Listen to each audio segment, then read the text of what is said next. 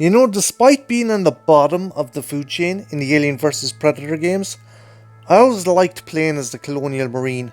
I always liked the idea of taking on aliens and predators with a pulse rifle. Truth be told, if that scenario was real, I'd probably be more likely this fucking guy. But yeah, that's why I loved the Alien vs Predator games. And Rebellion, who had 3 forays into the franchise, had done some absolute fucking crackers. My favourite being their release in 1999, also re-released as AVP Gold in 2000.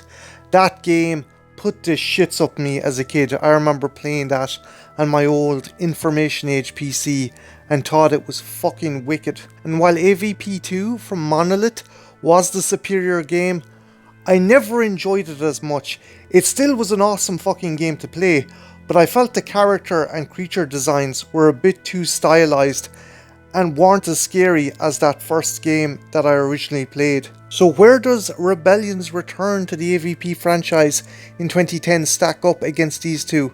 Well, pretty fucking high. This is one of my favourite games for the Xbox 360, and I think it's a perfect time during Alien Day to take a deep dive look at this excellent fucking game. The story itself is set on a recently colonised planet by Weyland-Yutani, BG-386, and incorporates elements from the AVP movies. Now, before you go up in fucking arms, they actually utilise these in a much better way than those fucking movies ever did, with the use of predator pyramids and Charles Bishop Weyland's ancestor Carl Bishop Weyland being at the forefront of this story, and it really fucking works. Obviously, like prior installments, you're given control of 3 distinctive species: the human colonial marine, the xenomorph warrior, and the Yautja hunter.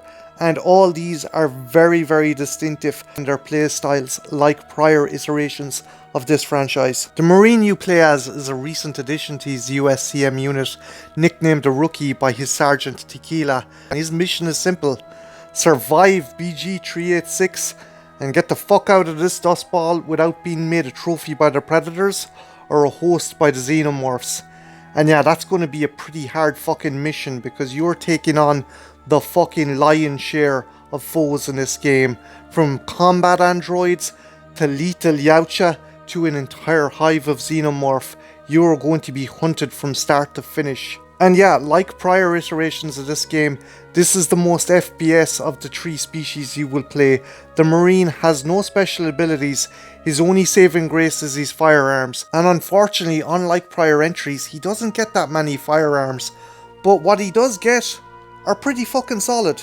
The first of these is actually an unlimited automatic pistol, and despite what you might think, this is actually a solid fucking gun. You can take out standard xenomorphs with this fairly easily.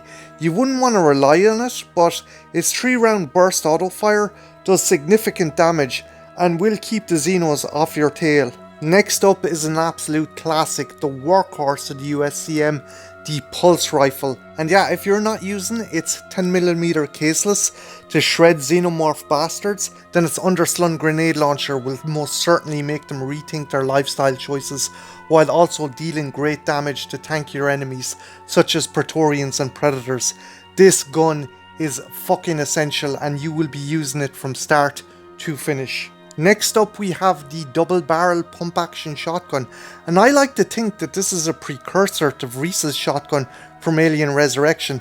This game takes place between those movies, some few decades after Alien 3 and about a century before Resurrection, and yeah, like Vreese's shotgun, this thing does wicked fucking damage, and the type of gun you want to have handy for those close encounters. The next weapon is a staple of the Alien franchise, and it is the flamethrower.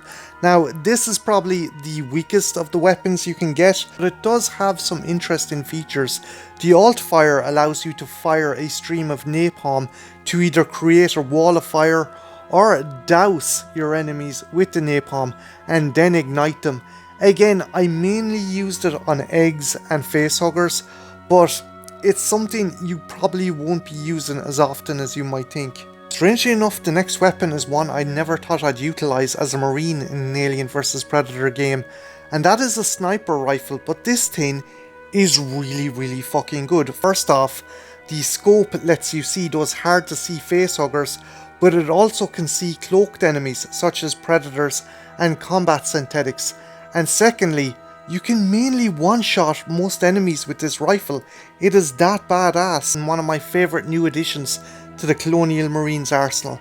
And last but not least, that giant fucking gun mounted on a camera harness.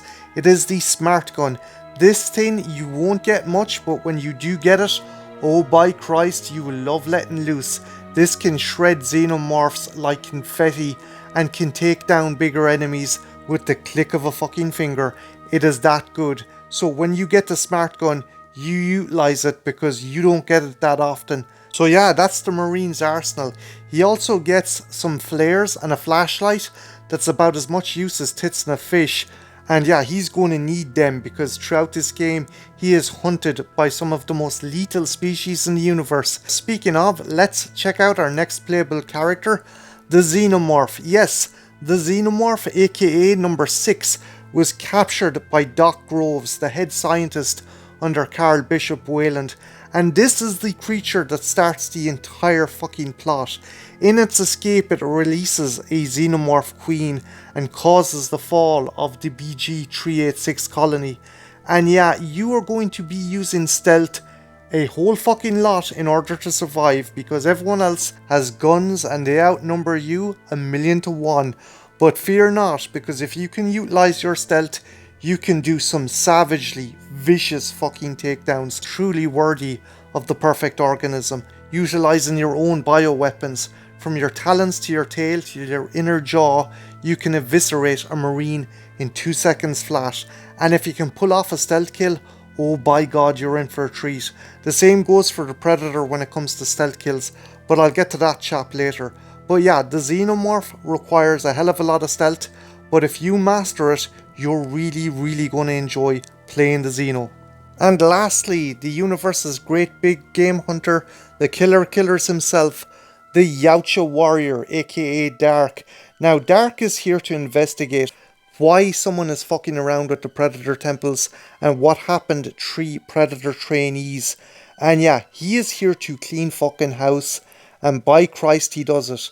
Unfortunately, just like the Marine, unlike the other games, his arsenal is very limited, but just like the Marine as well, what he gets the fucking job done. First off is the iconic weapon by this intergalactic headhunter, the wrist blades. Now he has 2 wrist blades on both arms, and they can be used to do a melee attack, and as I said before, if you can instigate it, you can get yourself a really cool stealth kill. And yeah, they're badass, and they can be used to block Xenomorph attacks also, which is a bit sus, but I still think they're cool, and they're an iconic weapon of the Predator, obviously. Next is another iconic weapon from his arsenal, and that is the Plasma Caster. And yes, like the prior AVP FPS games, this has to be charged intermittently and runs off the same battery as your cloak. So the best case is to use this sparingly and save it for maybe bosses or tankier enemies. And surprisingly, while it is an iconic Predator weapon, I found myself using it not as much as I thought. It is good, but there are far better weapons in the Predator's arsenal. Speaking of, next up we have the Smart Disc, and I'm glad this game went back to the old Smart Disc design from Predator 2.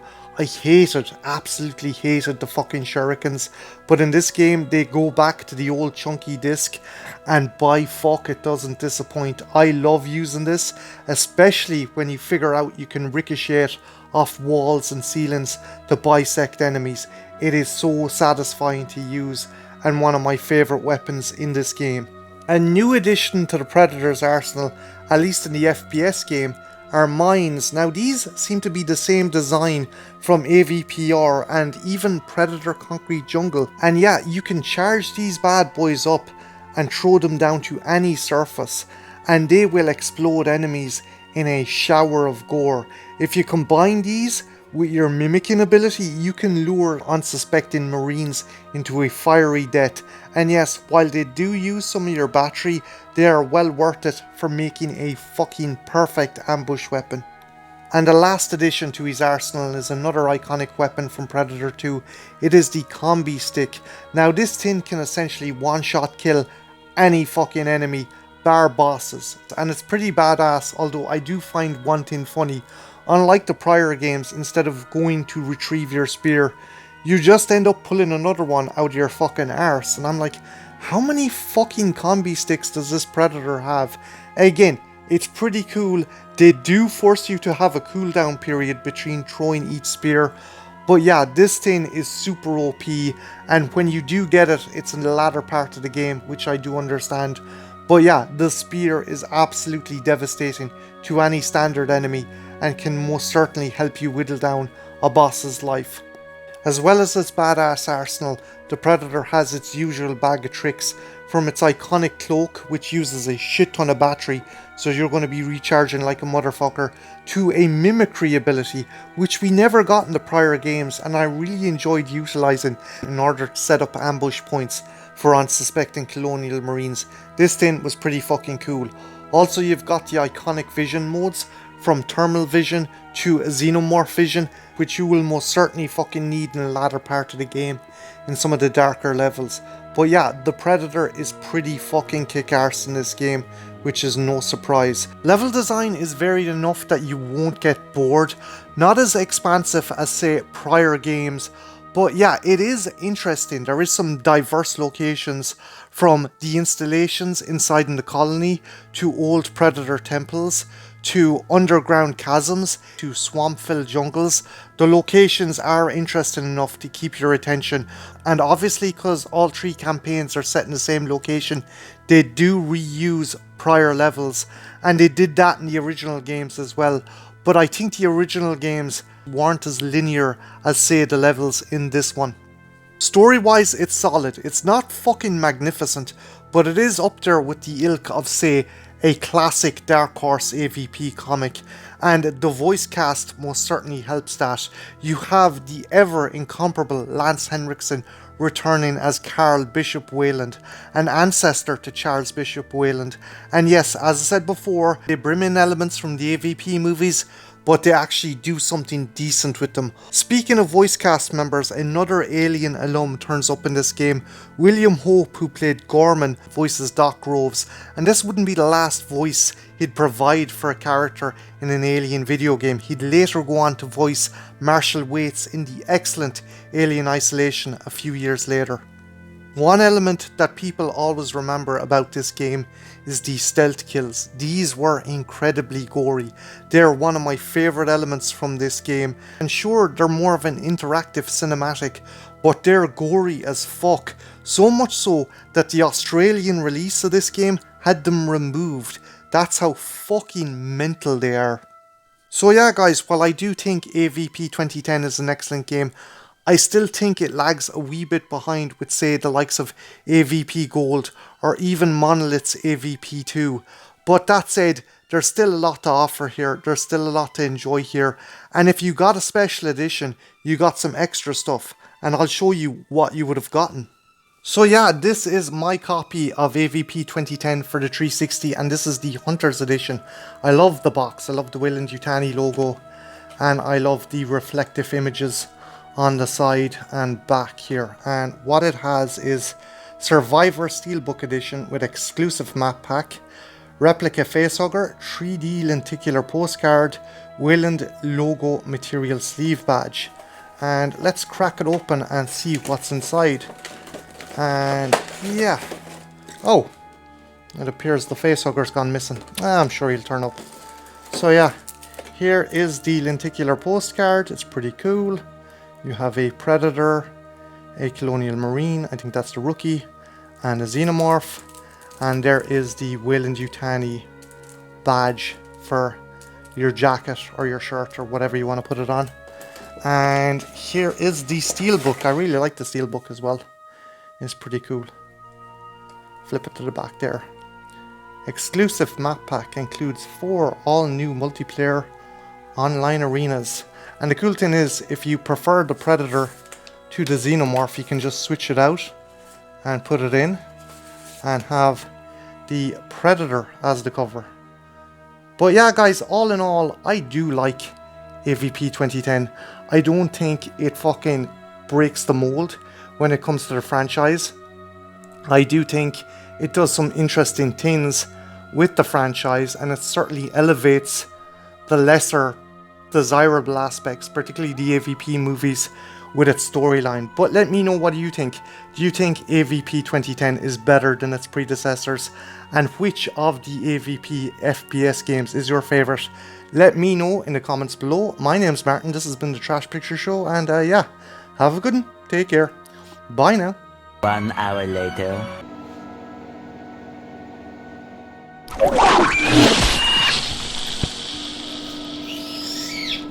So that's for this fucking little ball of